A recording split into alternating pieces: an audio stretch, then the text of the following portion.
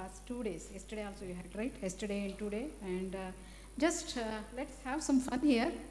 I'm not very, serious kind of any scientific presentation I'm going to do, but you feel it's relevant when you look into all these things. So my previous colleagues, because I worked in different setups, I have many colleagues here also, so you can talk to them later. Why? Kannada. Nandu Kannada, English, ಎರಡರಲ್ಲೂ ಇದೆ presentation. Is it okay? All of you can understand both Kannada and English? Okay, thank you. So, ಯಾಕೆ ನಾವು gardens ಯೋಚನೆ ಮಾಡಿದಾಗ medicinal plants ಬಗ್ಗೆ ನಾವು ತಿಳ್ಕೊಳ್ಳೋಕೆ ಪ್ರಯತ್ನ ಪಡಬೇಕು ಅಂದರೆ, as the previous speaker said, there are many medicinal plants which are ornamental also, only we need to choose them. It's very simple, but because of some kind of practice because earlier ನಾವು ನಮ್ಮ botanical garden ನೋಡ್ಬೋದು, ಇವಾಗ ಲಾಲ್ ಬಾಗ್ ಇರ್ಬೋದು, ಅಥವಾ ಮೈಸೂರಲ್ಲಿ Brindavan garden ನೋಡ್ಬೋದು. ಆ ಥರ ಎಲ್ಲ ನೋಡಿದಾಗ ನಮಗೇನಂದ್ರೆ ಹೆಡ್ಜ್ ಅಂದರೆ ಈ ಥರ ಇರಬೇಕು, ಲಾನ್ ಅಂದರೆ ಈ ಥರ ಇರಬೇಕು, ಸ್ಟ್ಯಾಂಡ್ ಅಲೋನ್ ಅಂದರೆ ಇದೇ ಥರ ಇರಬೇಕು, ಆ ಥರ ಒಂಥರ ಮೈಂಡ್ ಸೆಟ್ ಕ್ರಿಯೇಟ್ ಆಗಿಬಿಟ್ಟಿದೆ. But that is not our garden. These are recently introduced designs of the garden. But when you consider the plants around us, when you try to look into that, we'll identify different patterns of foliage, climbing patterns, the shape, size, color, flowers, fragrance, everything we can acknowledge. So this traditional knowledge we need to conserve. To conserve, what we need to do? We need to practice, and to practice we have to understand, document it. So ಒಂದು garden ಮಾಡಬೇಕು ಅಂತಂದ್ರೆ ಏನು, ನಮಗೆ ಎಷ್ಟು ಜಾಗ ಇದೆ, ಹೇಗಿದೆ ಜಾಗ, ಯಾವ ಆಕಾರದಲ್ಲಿ ಜಾಗ ಇದೆ, ಓಪನ್ ಏರಿಯಾನ, ಶೇಡೆಡ್ ಏರಿಯಾನ, ಎಷ್ಟು ಖರ್ಚು ಬೀಳುತ್ತೆ, ಇದೆಲ್ಲ ಒಂದು ಯೋಚನೆ ಆದರೆ, ಇನ್ನೊಂದು ಆ ಸ್ಥಳದ ಮಹತ್ವ ಏನು ಅಂತಂದರೆ, for example western ghat region ಆದರೆ ಹೇಗಿರ್ಬೋದು, ಅಥವಾ ಈ ಥರ ನಮ್ಮ ಬಯಲು ಸೀಮೆ ಜಾಗ ಆದರೆ ಹೇಗಿರ್ಬೋದು, ಇನ್ನು ಒಣ ಪ್ರದೇಶಗಳು ರಾಯಚೂರು, ಗುಲ್ಬರ್ಗ ಆ ಥರ ಆದರೆ ಯಾವ ಗಿಡಗಳು ಚೆನ್ನಾಗಿ ಹೊಂದ್ಕೊಂಡು ಆ ಪ್ರಕೃತಿಗೆ ಬೆಳೆಯುತ್ತೆ, ಇದನ್ನು ನಾವು ಕನ್ಸಿಡರ್ ಮಾಡಿದಾಗ ನಾವೇನು ಮಾಡ್ಬೋದು, ಖರ್ಚು ಎಷ್ಟಾಗ್ಬೋದು ಅನ್ನೋದನ್ನು ಎಸ್ಟಿಮೇಷನ್ ಕೂಡ ಮಾಡ್ಬೋದು. ಮತ್ತು ಜೊತೆಗೆ ನಮಗೆ ಪವಿತ್ರವನ, ಆಧ್ಯಾತ್ಮಿಕವನ, ಈ ಥರ ವನಗಳನ್ನು ಮಾಡೋದ್ರಿಂದ ನಮಗೇನಾಗುತ್ತೆ, ನಮಗೆ ಒಂದು ರೆಫರೆನ್ಸ್ ಕೂಡ ನಮಗೆ ಬೇಕಾದಷ್ಟಿದೆ ನಮ್ಮ ಲಿಟ್ರೇಚರಲ್ಲಿ, ಟೆಕ್ಸ್ಟ್ಸಲ್ಲಿ. ಹಾಗೆಯೇ ಅದಕ್ಕೆ ನಮಗೆ ಏನಾಗುತ್ತೆ, ಸುಲಭವಾಗಿ ಗಿಡಗಳು ಕೂಡ ಸಿಗುತ್ತೆ, ಎಲ್ಲಿಂದನೂ ತರಬೇಕಾಗಿಲ್ಲ. ನಮಗೆ ಅಕ್ಕಪಕ್ಕ ನಾವು ಕಣ್ಬಿಟ್ಟು ನೋಡಿದರೆ ನಮಗೆ ಗೊತ್ತಾಗುತ್ತೆ. ಈಗ ಫಾರ್ ಎಕ್ಸಾಂಪಲ್ ಶಿವ ಪಂಚಾಯತ ವನ ಅಂತ ನಾವು ಒಂದು ವನ ಕನ್ಸಿಡರ್ ಮಾಡಿದರೆ, ಇದರಲ್ಲಿ ಶಿವ ಪಂಚಾಯತ ಅಂದರೆ ಪಂಚಭೂತಗಳಿಂದ ತಾನೇ ನಮ್ಮ ದೇಹ ಆಗಿರೋದು. ಸೊ ನಮ್ಮ ದೇಹ ಹೇಗಿರಬೇಕು, it should be in harmony with the nature. ನಮಗೆ ಕಾಯಿಲೆ ಬಂದಿಲ್ಲ, ಆರೋಗ್ಯವಾಗಿದ್ದೀವಿ ನಾವು ಅಂತಂದ ಯಾವಾಗ ನಮಗೆ ಗೊತ್ತಾಗಬಾರ್ದು. ಕಣ್ಣಲ್ಲಿ ನೋಡ್ತಾ ಇದ್ದೀವಿ ಇಂದಾಗ ಕಣ್ಣಿಗೆ ಸ್ಟ್ರೈನ್ ಆಗಬಾರ್ದು, ನಡೀತಾ ಇದ್ದೀವಿ ಇಂದಾಗ ಕಾಲಿಗೆ ಅಯ್ಯೋ ಸಾಕಪ್ಪ ನಿಲ್ಲಿಸ್ಬಿಡೋಣ ಅನ್ನಿಸ್ಬಾರ್ದು ಅಲ್ವಾ. So our body should be in harmony with nature, ಅಗ್ನಿ, ವಾಯು, ಜಲ ಅಲ್ವಾ, ಅದ್ರ ಜೊತೆ ಕಾಸ್ಮೋಸ್. ಸೊ ಹಾಗಿರಬೇಕು ಅಂದಾಗ ಏನಾಗುತ್ತೆ, ನಮಗೆ ಅದಕ್ಕೆ ಸಂಬಂಧಪಟ್ಟಂತೆ ನಾವು ಗಿಡಗಳನ್ನು ನೆಡ್ತಾ ಹೋಗಬೇಕು. ಇದಕ್ಕೆ ನಮ್ಮ ಟೆಕ್ಸ್ಟ್ಸಲ್ಲಿ ಬೇಕಾದಷ್ಟು ರೆಫರೆನ್ಸಸ್ ಇದೆ. ಫಸ್ಟು ಅದು ಯಾವ ದಿಕ್ಕಲ್ಲಿ ಯಾವುದು ನೆಡಬೇಕು. ಈಗ ಒಂದು 4 ದಿಕ್ಕು, ಜೊತೆಗೆ ಇನ್ನೊಂದು 8 ದಿಕ್ಕು ಅಲ್ವಾ, ವಾಯುವ್ಯ, ಈಶಾನ್ಯ, ಅದನ್ನು ಕೂಡ ಕನ್ಸಿಡರ್ ಮಾಡ್ಬೋದು. ಈಗ ಇದನ್ನು ನಾವು ಸಿಂಪಲ್ ಒಂದು ಎಕ್ಸಾಂಪಲ್ ಹೇಳೋಕ್ಕೋದ್ರೆ, ಶಿವ ಆಕಾಶ ಅಂತಂದರೆ ಬಿಲ್ವ. ದೊಡ್ಡ ಜಾಗ ಇದ್ದರೆ ನಾವೇನು ಮಾಡ್ಬೋದು, ಮರಗಳನ್ನು ನೆಡ್ಬೋದು. ಜಾಗ ಕಡಿಮೆ ಇದ್ದಾಗ ಏನು ಮಾಡ್ಬೋದು, ಚಿಕ್ಕ ಗಿಡಗಳನ್ನು ನೆಡ್ತಾ ಹೋಗ್ಬೋದು. ಪಂಚವಟಿ ರೆಫರೆನ್ಸ್ ಇದ್ದೇ ಇದೆ ಅಲ್ವಾ, 5 ಮರಗಳಿತ್ತು ಅಂತ ಹೇಳ್ತಾರೆ. ಸೊ ಯಾಕೆ ಅವರು ಭರದ್ವಾಜ ಮುನಿಗಳು ರಾಮಂಗೆ ಹೇಳಿದರು, ನೀವು ವನವಾಸಕ್ಕೆ ಹೋದಾಗ 5 ಮರಗಳಿರೋ ಜಾಗಕ್ಕೆ ಹೋಗಿ, ಪಂಚವಟಿಗೆ ಹೋಗಿ ಅಂತಂದರೆ ಅಲ್ಲಿ ಹೆಚ್ಚು ಆಕ್ಸಿಜನ್ ಸಿಗುತ್ತೆ, ತಂಪಾಗಿರುತ್ತೆ, ಔಷಧಿ ಗುಣಗಳ ಸಸ್ಯ ಇರುತ್ತಲ್ಲಿ, ಮತ್ತು ಉತ್ತಮ ಆರೋಗ್ಯ ಇರುತ್ತೆ, ಕೆಟ್ಟ ದೃಷ್ಟಿಗಳಿಂದ ದೂರ ಇಡ್ತೀರಾ, ಮತ್ತು ಸರಿಯಾಗಿ ಅದೆಲ್ಲ ಸರಿಯಾಗಿದ್ದಾಗ ಆಲೋಚನೆಗಳು ಸರಿಯಾಗಿರುತ್ತೆ. ಅಂದರೆ ಇವಾಗ ನಾವು ರಿಸಾರ್ಟ್ಗೆ ಹೋಗ್ತೀವಲ್ಲ, ಆಗಿನ ಕಾಲದಲ್ಲಿ ಆ ಥರ ಅಂತ ಅಂದ್ಕೊಳ್ಬೋದು. ಸೊ ಹೀಗೆ ನಾವು ಈಗ ಮರಗಳು ಯಾವ್ಯಾವ್ದು ಇರ್ಬೋದು ಅವಾಗ ಪಂಚವಟಿ ಅಂತಂದರೆ ಈ ಮರಗಳೆಲ್ಲ ಇರ್ಬೋದು. ಈಗಾಗಲೇ ಪ್ರೀವಿಯಸ್ ಸ್ಪೀಕರ್ಸ್ ಎಲ್ಲ ತೋರಿಸಿದಾರಲ್ಲ. ಸೊ ನಂದನವನ, ಈಗ ನಮಗೆ ಇಂದ್ರನ ನಂದನವನ ಅನ್ನೋದನ್ನು ನಾವು ಹೆಸರು ಕೇಳಿದ್ವಿ. ಎಲ್ಲಿ ಸಿಗುತ್ತೆ ರೆಫರೆನ್ಸು? ಈಗ ಕಾಳಿದಾಸನ ಮಂಗಳಾಷ್ಟಕದಲ್ಲಿ ಅದಕ್ಕೆ ರೆಫರೆನ್ಸು ಸಿಗುತ್ತೆ. ಆವಾಗ ಹೇಳ್ತಾರೆ, ಆಲ, ಶ್ರೀಗಂಧ, ಹೂ ಅರಳುವ ಮುತ್ತುಗ ಗೊತ್ತಲ್ವಾ, ಪಲಾಶ್. ಮುತ್ತುಗದ ಎಲೆಯಲ್ಲಿ ಊಟ ಹಾಕ್ತಿದ್ರು ಮೊದಲೆಲ್ಲ, ಅದನ್ನ ಕುತ್ಕೊಂಡು ಕಡ್ಡಿಲಿ ಚುಚ್ಚಿ, ಇವಾಗೆಲ್ಲ ಬಿಟ್ಬಿಟ್ಟಿದ್ದಾರೆ ಅನಿಸುತ್ತೆ. ಕಲ್ಪವೃಕ್ಷ, ನೇರಳೆ, ನಿಂಬೆ, ಕದಂಬ, ಮಾವು, ಪೈನ್, ಬಿದಿರು ಇವು ಆಯ್ದ ವೃಕ್ಷಗಳು. ಇವೆಲ್ಲ ಇದ್ದ ಕಡೆ ಏನಾಗುತ್ತೆ, ಸದಾಗಲೂ ಚೈತ್ರ ಮಾಸ ಥರ ಇರುತ್ತೆ, ಅಂದರೆ ಅಷ್ಟು ಲಕ್ಸುರಿಯಸ್ ಆಗಿ ಇರುತ್ತೆ ಅಂತ ಹೇಳ್ತಾರೆ. ಹಾಗೆ ನಾವೇನು ಮಾಡ್ತೀವಿ, ನಮ್ಮದು ಜಾತಕ ತೋರಿಸ್ತೀವಿ, ಏನೋ ದೋಷ ಇದೆ ಅಂತ ಹೇಳ್ತಾರೆ ಅಲ್ವಾ. ಅದಕ್ಕೇನು ಕಾರಣ, ಅದಕ್ಕೊಂದು ನಾವು ಯಾವ ಟೈಮಲ್ಲಿ ಹುಟ್ಟಿದ್ವಿ, ಯಾವಾಗ ಹುಟ್ಟಿದ್ವಿ, ಅದರಿಂದ ಏನಾಯಿತು, ಯಾವ ಗ್ರಹ ದೋಷ ಇದೆ, ಯಾವ ನಕ್ಷತ್ರ ದೋಷ ಇದೆ ಏನೋ ಹೇಳ್ತಾರೆ. ಅವಾಗ ನೀವು ಈಗ ನವಗ್ರಹಗಳ ಬಗ್ಗೆ ಗೊತ್ತಿದೆ ಎಲ್ರಿಗೂ. ಸೊ ನವಗ್ರಹವನ, ಈ ನವಗ್ರಹವನವನ್ನು ನಾವು ಕನ್ಸಿಡರ್ ಮಾಡಿದರೆ ಇವಾಗ 9 ಗ್ರಹಗಳಿಗೆ 9 ಗಿಡಗಳನ್ನು ಬೇರೆ ಬೇರೆ ರೆಫರೆನ್ಸ್ ಇದೆ, ಆಯಿತಾ. ಹೀಗೆ ಈ ನವಗ್ರಹವನವನ್ನು ಈಗ ನಮಗೆ ಯಾತ್ರಿಂದ ತೊಂದರೆ ಬರುತ್ತೋ ಆ ಗ್ರಹಕ್ಕೆ ಪೂಜೆ ಮಾಡಿ, ಆ ಗಿಡಕ್ಕೆ ನಾವು ಪೂಜೆ ಮಾಡಿದರೆ ನಮಗೆ ಏನಾಗುತ್ತೆ, ನಮಗೆ ತೊಂದರೆ ನಿವಾರಣೆ ಆಗುತ್ತೆ ಅಂತ ಸಾಮಾನ್ಯ ಹೇಳ್ತಾರೆ. ಯಾಕೆ ಇದನ್ನೆಲ್ಲ ಮಾಡಿದರು ಅಂತಂದರೆ, ಈಗ ಈ ಥರ ಮಾಡೋದ್ರಿಂದ, ಅಂದರೆ ಈ ನವಗ್ರಹ ವನ ಇರ್ಬೋದು, ರಾಶಿವನ ಇರ್ಬೋದು ಅಲ್ವಾ, ಅದೇ ಥರ ನಕ್ಷತ್ರವನ, ಈ ಥರ ಎಲ್ಲ ಒಂದು ಬಿಲೀಫ್ ಸಿಸ್ಟಮ್ ಮಾಡೋದ್ರಿಂದ ಅಟ್ಲೀಸ್ಟ್ ಆ ಏರಿಯಾದಲ್ಲಿ, ಆ ಜಾಗದಲ್ಲಿ ಆ ಗಿಡ ಮರಗಳು ಸಂರಕ್ಷಣೆ ಆದಾಗ ಅದಕ್ಕೆ ಹೊಂದ್ಕೊಂಡು, ಪ್ರಕೃತಿಗೆ ಹೊಂದ್ಕೊಂಡಿರೋ ಪ್ರಾಣಿ ಪಕ್ಷಿ ಚಿಟ್ಟೆ ದುಂಬಿಗಳು ಏನಿರುತ್ತೆ ಅದೆಲ್ಲದೂ ಕೂಡ ಅದು ಬದುಕೋದಕ್ಕೆ, ಸಂರಕ್ಷಣೆ ಆಗೋದಕ್ಕೆ ಸಾಧ್ಯ ಇದೆ.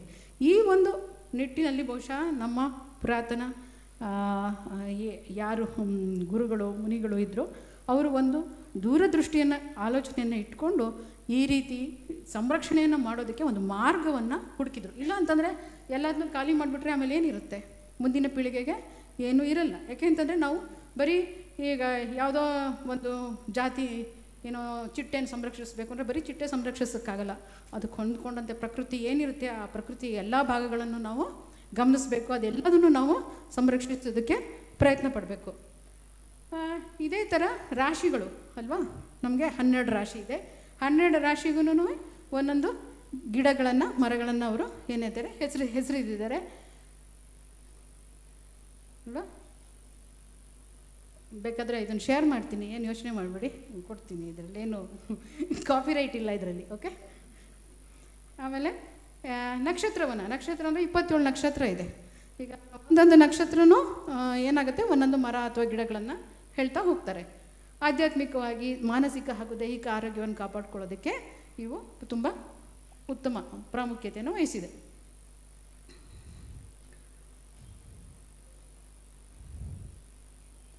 ಅಲ್ವಾ. 27 ನಕ್ಷತ್ರ, ಒಂದೊಂದು ನಕ್ಷತ್ರಕ್ಕೂ 4 ಭಾಗ, ಪಾದ 1 ಪಾದ 2 ಅಂತೆಲ್ಲ ಕೆಲವರಿಗೆ ಗೊತ್ತಿರ್ಬೋದು, ಇರುತ್ತೆ. 1ನೇ ಪಾದದಲ್ಲಿ ಹುಟ್ಟಿದ್ದು, 2ನೇ ಪಾದ ಮೃಗಶಿರ ಅಂತೆಲ್ಲ ಜಾತಕ ಬರೆದವ್ರಿಗೆ ಗೊತ್ತಿರುತ್ತೆ. ಹಾಗೆ 27 × 4 ಎಷ್ಟು ಅಲ್ವಾ, 108 ಮರಗಿಡಗಳನ್ನು ಪುರಾಣಗಳಲ್ಲಿ ಹೇಳಿದೆ. ಸೊ ಇದು ನೋಡಿ, ಈಗ ನಾವು ಇದು ಸೂರ್ಯ ಅಲ್ವಾ ಎಲ್ಲದಕ್ಕೂ ಮುಖ್ಯ, ಮಧ್ಯದಲ್ಲಿ ಸೂರ್ಯ, ಆಮೇಲೆ ಇದು ನವಗ್ರಹವನ, ಇದು ರಾಶಿವನ ಅಲ್ವಾ, ಆಮೇಲೆ ಇದೇನಾಯಿತು, ಇದು ನಕ್ಷತ್ರವನ. ಸೊ ಇಲ್ಲಿ ಏನಾಗುತ್ತೆ, ಇಲ್ಲಿ 0 ಡಿಗ್ರಿ ಅಲ್ವಾ, ಇಲ್ಲಿ 180 ಡಿಗ್ರಿ. ಈಗ ನೀವು ಎಷ್ಟು ನಿಮಿಷ ಎಷ್ಟು ಗಳಿಗೆಯಲ್ಲಿ ಹುಟ್ಟಿದ್ರಿ ಅಂತ ಜಾತಕ ಬರೀತಾರಲ್ಲ, ಅದು ಸೈಂಟಿಫಿಕ್ಕಾಗಿ ಇರುತ್ತೆ, ನಾವು ಅರ್ಥ ಮಾಡ್ಕೊಳ್ಬೇಕು. ಆವಾಗ ನಾವು ಎಷ್ಟೊತ್ತಿಗೆ ಹುಟ್ಟಿದ್ವಿ ಏನು ಅಂತ ಇದರಲ್ಲಿ ಲೆಕ್ಕಾಚಾರ ಹಾಕ್ಕೊಂಡ್ರೆ ಗೊತ್ತಾಗುತ್ತೆ. ಸೊ ಇದನ್ನು ನೋಡಿದರೆ, ಈ ಒಂದು ಡಯಾಗ್ರಾಮ್ನಾಗ ನೋಡಿದರೆ ಉತ್ತರ, ದಕ್ಷಿಣ, ಪೂರ್ವ, ಪಶ್ಚಿಮ ಯಾವ ಭಾಗದಲ್ಲಿ ನಾವು ಯಾವ ಗಿಡವನ್ನು ನೆಡಬೇಕು ಅನ್ನೋದು ಗೊತ್ತಾಗುತ್ತೆ. ಸಪ್ತರ್ಷಿವನ್ನ ಅದೇ ಥರ 7 ಋಷಿಗಳು, 7 ಋಷಿಗಳಿಗೂ ಏನು ಮಾಡಿದ್ದಾರೆ ಇವರು, ಒಬ್ಬೊಬ್ಬರು ಋಷಿಗೂ ಒಂದೊಂದು 2 ಇದನ್ನು ಹೇಳಿದ್ದಾರೆ ಅಲ್ವಾ, ಮರಗಳನ್ನು ಹೇಳಿದ್ದಾರೆ. ಸಪ್ತರ್ಷಿವನ ನೋಡಿ, ತೀರ್ಥಂಕರವನ, ಜೈನರಲ್ಲಿ ತೀರ್ಥಂಕರ ಇರ್ತಾರೆ. ಎಷ್ಟು ಜನ, 24 ಜನ ತೀರ್ಥಂಕರಿದ್ದಾರೆ. ಸೊ ಆ ತೀರ್ಥಂಕರರ ಹೆಸರಲ್ಲಿ ಈ ವನವನ್ನು ನಿರ್ಮಾಣ ಮಾಡಿದ್ದಾರೆ. ಹಾಗೆ ಬೋಧಿವನ ಅಂತಂದರೆ ಬುದ್ಧಿಸಮ್ನಲ್ಲಿ ಏನಾಗುತ್ತೆ, ಬೋಧಿವನ, ಬೋಧಿ ವೃಕ್ಷ ತೆಳಗೆ ಕೂತು ಏನಾಯಿತು, ಬುದ್ಧಕ್ಕೆ ಜ್ಞಾನೋದಯ ಆಯ್ತು ಅಂತ ಹೇಳ್ತಾರೆ. ಅದೇ ಥರ ಅದರಲ್ಲಿ ಬೇರೆ ಬೇರೆ ಥರ ವನಗಳನ್ನು ಹೇಳ್ತಾರೆ. ನಾಗವನ, ಆಮ್ರಪಾಲಿ ವನ, ಚಿತ್ರಲತವನ, ಈ ರೀತಿ ಬೇರೆ ಬೇರೆ ರೀತಿ ವನಗಳ ಬಗ್ಗೆ ನಮಗೆ ಡಾಕ್ಯುಮೆಂಟ್ ಸಿಗುತ್ತೆ. ರಾಗವನ, ಮೈಸೂರಿನಲ್ಲಿರೋರು ಹೋಗಿರಬಹುದು, ಅಲ್ಲಿ ರಾಗವನ ಇದೆ, ಗೊತ್ತಾ, ನೋಡಿದ್ದೀರಾ, ಗಿಣಿಗಳಿದ ಸಾಕಿದಾರಲ್ಲ ಅಲ್ಲಿ. ಶುಕವನ, ಅಲ್ಲಿ ರಾಗವನ ಇದೆ ನೋಡಿ.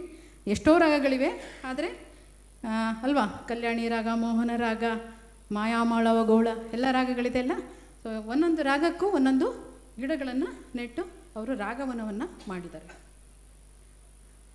ಪ್ರಾಥಮಿಕ ಆರೋಗ್ಯ ಅಂತಂದರೆ ನಿಮಗೆ ಗೊತ್ತಿರ್ಬೋದು, ಪ್ರೈಮರಿ ಹೆಲ್ತ್ ಕೇರ್ ಮನೆಯಲ್ಲೇ ಉಪಶಮನವನ್ನು ಮಾಡುವಂಥದ್ದು. ಈಗ ತಲೆನೋವು ಇರ್ಬೋದು, ಹೊಟ್ಟೆ ನೋವು, ಕೈಕಾಲು ನೋವು, ಸಣ್ಣ ಪುಟ್ಟದ್ದು ಏನೋ ತಲೆ ತಿರುಗಿ ಬರುತ್ತೆ, ಗ್ಯಾಸ್ಟ್ರಿಕ್, ಅಸಿಡಿಟಿ ಕಾಮನ್ ಇವಾಗ.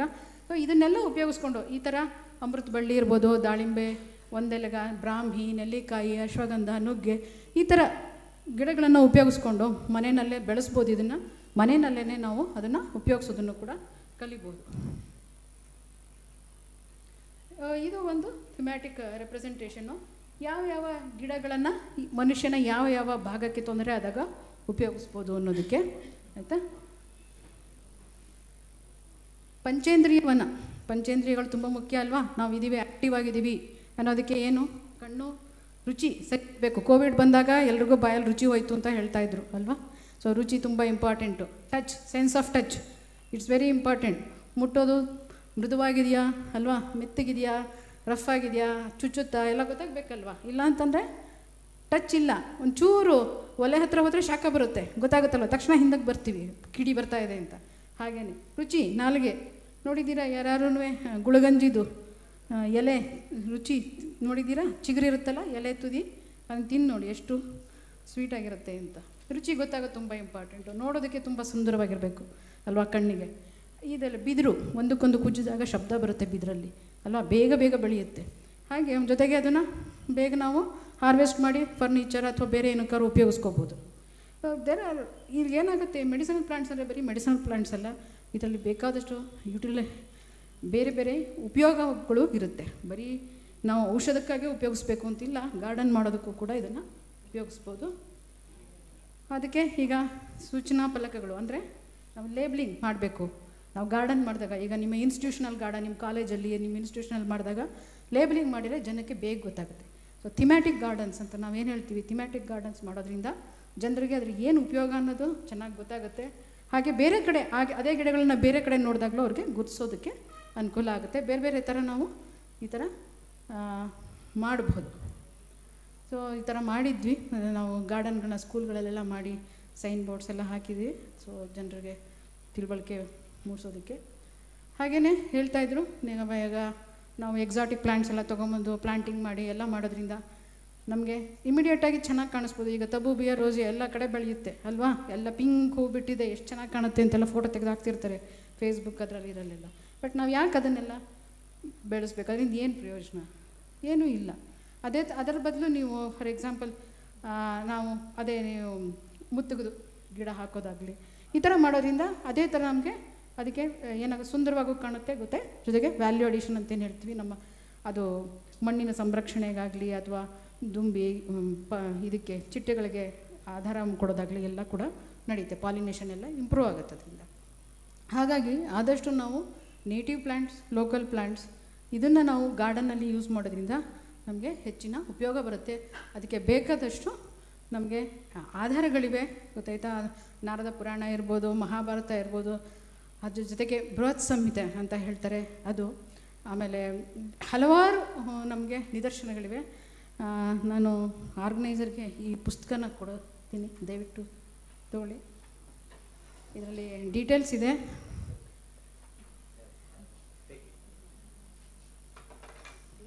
ಯಾರು ಬೇಕಾದ್ರೂ ರೆಫರ್ ಮಾಡಿ.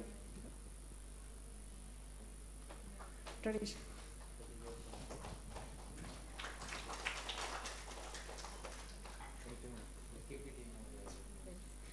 ಸೊ ಇದನ್ನು ನೀವು ಕೂಡ ನಿಮ್ಮ ಮನೆಯಲ್ಲಿ ಅಥವಾ ನಿಮ್ಮ ಕಾಲೇಜು ಅಥವಾ ನೀವು ಇರೋ ಜಾಗದಲ್ಲಿ ನಿಮ್ಮ ಪರಿಸರದಲ್ಲಿ ಈ ಥರ ಗಾರ್ಡನ್ನಲ್ಲಿ ಗಿಡಗಳನ್ನ ಉಪಯೋಗಿಸ್ಕೊಳ್ಬೋದು. ಒಂದು ಗಾರ್ಡನಿಂಗ್ ಎಲಿಮೆಂಟ್ಸ್ ಆಗಿ ಉಪಯೋಗಿಸಿ. ಎಕ್ಸ್ಪೆಂಡಿಚರ್ ತುಂಬ ಕಡಿಮೆ ಇರುತ್ತೆ, ಮೇಂಟೆನೆನ್ಸ್ ತುಂಬ ಕಡಿಮೆ ಇರುತ್ತೆ. ಇದು ನೇಟಿವ್ ಸ್ಪೀಷೀಸ್ ಆದ್ದರಿಂದ ಇದು ಏನಾಗುತ್ತೆ, ಲೋಕಲಲ್ಲಿರೋ ಹಕ್ಕಿ ಪಕ್ಷಿಗಳು, ಚಿಟ್ಟೆಗಳು ಇದನ್ನೆಲ್ಲ ಆಕರ್ಷಿಸಿ ತುಂಬ ಇನ್ನೂ ಹೆಚ್ಚಿನ ರೀತಿಯಲ್ಲಿ ಅದು ಸೌಂದರ್ಯವನ್ನು ಹೆಚ್ಚಿಸುತ್ತೆ. ಧನ್ಯವಾದಗಳು.